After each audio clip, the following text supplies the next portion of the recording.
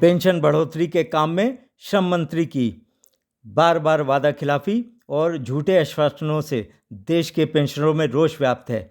इसलिए भूपेंद्र यादव के चुनावी क्षेत्र अलवर में ही उन्हें घेरने का प्लान पेंशनरों ने बनाया है। इसके अलावा कई वर्षों से चल रहे पेंशन आंदोलन की धीरे धीरे बढ़ती व्यापकता के कारण कई विपक्षी पार्टियों ने इसे चुनावी मुद्दा बनाकर अपनी सभाओं में इस पर भाषण देना शुरू कर दिया है। इस सब का ताज़ा अपडेट इस वीडियो में है, और आपने अभी तक इस चैनल को सब्सक्राइब ना किया हो तो पहले लाइक और सब्सक्राइब जरूर कर दें। आपको पहले ही बताया जा चुका है कि पेंशन बढ़ोतरी का कार्य लगभग अंतिम चरण में पहुंच गया था। कई मीटिंगों के बाद यह तय हुआ था कि वर्तमान में मिल रही पेंशन में अंतरिम राहत के रूप में 4, 5 या 6 हज़ार रुपये और जोड़कर प्रति माह पेंशन फिलहाल दे दी जाए। बाद में इस पर कोई व्यापक नीति बनाई जाएगी। साथ ही मेडिकल सुविधा का आदेश तो केवल जारी होना था, परंतु अंत में श्रम मंत्रालय और वित्त मंत्रालय की आपसी खींचतान में मसला अधर में लटक गया। श्रम मंत्री की उदासीनता से पत्रावली वहीं की वहीं रह गई। वैसे कई लोगों का मत है कि हो सकता है प्रधानमंत्री कार्यालय से हरी झंडी न मिली हो, इसलिए मामला लंबित कर दिया गया हो। पर कुल मिलाकर पेंशनर श्रम मंत्री के रवैये से बहुत आक्रोशित हैं, क्योंकि उन्होंने बार बार झूठे आश्वासन कई मुलाकातों में दिए, झूठे वायदे कर दिल्ली में अनशन स्थगित कराए और आखिर में एनएसी के राष्ट्रीय नेताओं से मिलने से बचते रहे। इसलिए एनएसी राजस्थान की अलवर यूनिट ने जिलाध्यक्ष महेंद्र कुमार शर्मा के नेतृत्व में 28 मार्च को उनके चुनाव कार्यालय में ही घेरने का प्रोग्राम बनाया है। उससे पहले पेंशनरों की एक विरोध सभा अलवर में आयोजित होगी। इन कार्यक्रमों में राजस्थान के कई जिलों से प्रांतीय एवं जिला पदाधिकारियों के साथ अनेक राष्ट्रीय एवं अन्य प्रदेशों के वरिष्ठ पदाधिकारी भी शामिल होंगे। महाराष्ट्र एवं अन्य स्थानों से महिला पदाधिकारी भी इसमें शिरकत करेंगी।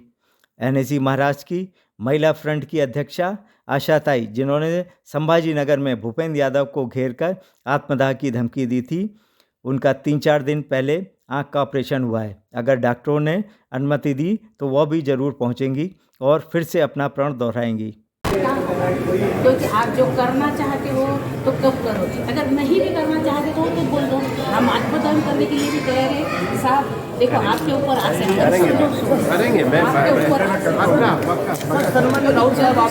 हैं। पिछले कुछ माह से पेंशन का मुद्दा अनेक राज्यों में इतना प्रभावशाली हो चुका है कि अनेक राजनीतिक पार्टियां इसे गंभीरता से लेकर अपने चुनावी घोषणा पत्र में शामिल कर रही हैं या फिर अपनी चुनावी सभाओं में जोर शोर से उठाकर सरकार को घेर रही हैं। इससे पहले तमिलनाडु से डीएमके ने अपने घोषणा पत्र में EPS 95 पेंशन के 5,000 रुपये प्रतिमाह करने का घोषणा अपने घोषणा पत्र में की है। अभी 2 दिन पहले महाराष्ट्र के बारामती में एनसीपी प्रमुख पवार की बेटी सुप्रिया सुले ने किसान सम्मेलन में EPS 95 पेंशन का मुद्दा बहुत प्रमुखता से उठाकर सरकार से कई सवाल किए कि 2014 में जब बीजेपी ने पेंशनरों को पेंशन बढ़ाने का वायदा किया तो क्यों नहीं पूरा किया। हेमा मालिनी जी के साथ एनएसी के नेताओं से 2 बार की गई मुलाकात में मोदी जी ने आश्वासन दिया पर पूरा नहीं किया। EPS 95 पेंशनरों को 1,000 रुपये पेंशन मिलती है, उनका जमा पैसा आखिर कहाँ गया। उन्हें कम से कम 7,500 रुपये महीना पेंशन दी जाए।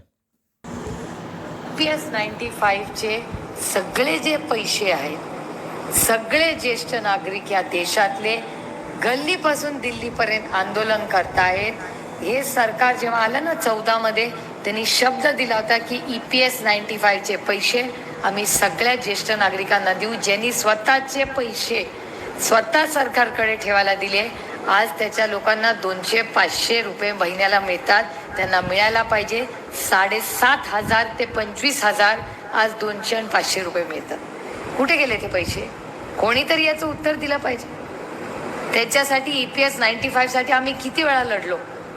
आम्ही तर लढलो तर ठरलो। आमच्या आपल्या भारतीय जनता पक्षाच्या हेमा मालिनी सगळ्यांना माहिती आहे, हेमाजींनी 2 वेळा प्रधानमंत्र्यांकडे त्या EPS 95, मी आणि हेमाजी अनेक वेळा एका बाजूनी सरकारच्या बाजूला लढलो, त्या पण आमच्यावर उभे राहायच्या। की बाबा या गरीब कष्ट करणारे आमचे ज्येष्ठ नागरिक आहेत त्यांचे पैसे द्या, पण EPS 95चा हक्काचे पेन्शनचे पैसे 10 वर्षात दिलेले नाही. आपको याद होगा कि सुप्रिया सुले ने संसद के हर सत्र में EPS 95 पेंशन का मुद्दा उठाया. Sensitive and important subject of the pension scheme, which is called ESOP. Now, I really want to know, they met, this is the National Agitation Committee. I still remember, unfortunately, with great humility and lot of respect in my hand, I'm quoting Shri Arun Jaitley ji. If you remember, before he became the finance minister, when he was leader of opposition, he had gone to this agitation. Please don't get me wrong, with great respect, I'm taking his name, I'm not criticizing it, because I have a lot of regard for Arun ji in my heart. I'm just putting the context, that's all. So there were 60 lakh pensioners who have been on एक दिन की भूख हड़ताल की उन्होंने, pensioners है sir, और वो 4 मार्च को माननीय प्रधानमंत्री जी को मिले थे और प्रधानमंत्री जी ने उनको वायदा किया था कि जो सुप्रीम कोर्ट का ऑर्डर है उस पर हम अमल करेंगे. He committed them. I'll tell you sir, I'd like to tell you what, and coincidence, Bhagat Singh Koshyari जो हमारे गवर्नर साहब है, उनकी एक कमेटी थी और उसने कोई रिपोर्ट दिया था, उसके बारे में इस सरकार ने 9 साल में कुछ नहीं किया अभी तक. And the commitment the Honorable Prime Minister had made in the meeting that he had given, he had met them, to be precise, on 4th of March. He had committed to give all these pensioners who have worked very hard and given money. Sir, these pensioners have contributed 417 rupees, 541 rupees, 1215 rupees every month from their salary, sir. And what is the monthly pension they're getting? It varies from 460, 460 रुपया sir. आप सोचिए, आप संवेदनशील है, आपको पता है 460 रुपया में क्या किसी का होने वाला है. So I'm just making a suggestion to this government. Why not? वो NAC की पुणे तथा अन्य सभाओं के साथ दिल्ली के जंतर मंतर पर चल रहे अनशन में भी समर्थन के लिए पहुंची थीं. उन्होंने NCP के घोषणा पत्र में EPS 95 पेंशन का मुद्दा शामिल करने का वायदा किया है. जब सुप्रिया सुले ने EPS 95 पेंशनरों का हमेशा साथ दिया है तो NAC को भी चाहिए कि उन्हें जिताने का भरपूर प्रयास करे ताकि अन्य नेता उससे सबक लें. NAC को इसी तरह पेंशनरों के शुभचिंतकों और विरोधियों को चिन्हित कर चुनाव में अपना अभियान जारी रखना पड़ेगा. 27 मार्च को हर जिले में निधि आपके निकट कार्यक्रम में NAC ज्ञापन देकर अपना विरोध जताएगी. NAC ने 23 मार्च को आपात वर्चुअल CWC मीटिंग में अधूरे रह गए मुद्दों पर तत्काल निर्णय लेने के लिए 30 मार्च को दिल्ली में फिजिकल CWC मीटिंग बुलाई है, जिसमें NAC के लोकसभा में उम्मीदवारों का अंतिम रूप से चयन किया जाएगा. CBT की इमरजेंसी मीटिंग बुलाने के लिए श्रम सचिव से वार्ता होगी. आप भी NAC की मुहिम में शामिल रहें और अंत में नीचे दिया गया बेल का बटन दबाना ना भूलें.